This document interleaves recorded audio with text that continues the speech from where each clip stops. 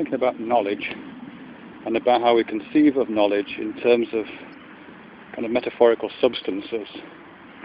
And here I think I'm kind of leaning on the writings of a guy called Hay, I don't know his first name, who wrote this quite nice essay called The Data, Information, Knowledge, Wisdom Chain, which is available online somewhere.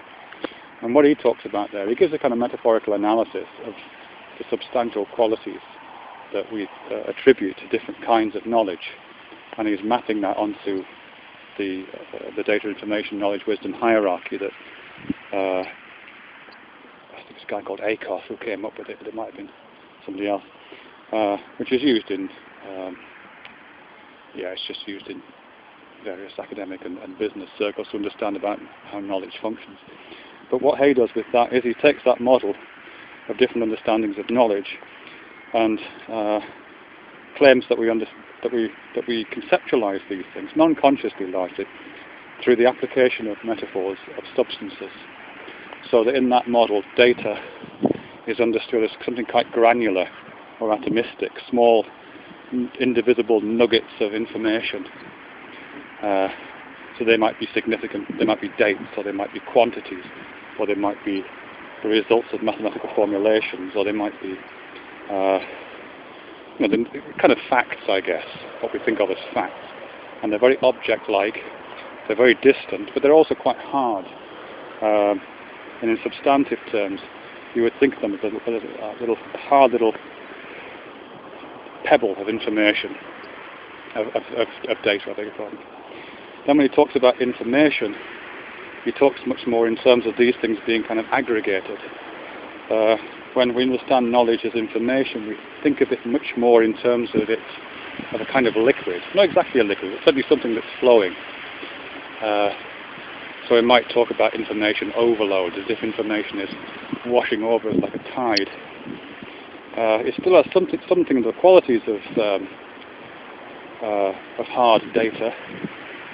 It's still, maybe it pours in the way that salt pours out of a salt cellar, or the way that sand pours through an hourglass. It has that kind of liquidity, but also that kind of granular atomistic solidity to it as well.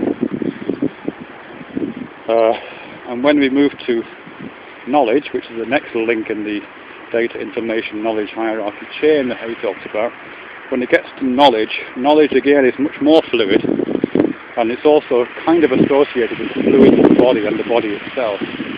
Knowledge, the concept of knowledge only makes sense when it's kind of owned or possessed by someone. Knowledge doesn't exist out there in the world in a depersonalized way, in the way that information and data does. Knowledge kind of has to be owned by someone, internalized, incorporated. And what Hay says there is it maintains some of this liquid quality, but it starts to lose its granularity. It's less like salt or less like sand and more like a real liquid. And then when they get to the idea of wisdom and that notion, then its movement inside the body is complete. It has that, but in terms of its substantial quality, it's much less like a liquid, and certainly not like a solid, and much more like a gas almost. It's almost gaseous. Hay doesn't really talk about this, I have to say, in that essay. This is my extension of Hay. It's much more like a gas, or like a volatile spirit, that kind of a quality. And essentially that one is inseparable from the dispositions and the personalities and the selfhood of the person who possesses that wisdom. It is them. It kind of distributes itself through the body in the way that a gas distributes itself across space. And to all intents and purposes is inconceivable in the absence of the space. Wisdom certainly can't exist outside the body. It can't exist outside of the personality of the person using it, and it's formative of that personality. So wisdom has kind of acquired the metaphorical substantial quality of a gas at that point. I think someone else, who I can't remember his name actually, talks about enlightenment as being an extension beyond wisdom. I'm not quite sure where that would go, but I'm kind of imagining that as an additional step in the gaseous process where the gas kind of escapes from the body or rises from it. I'm just speculating.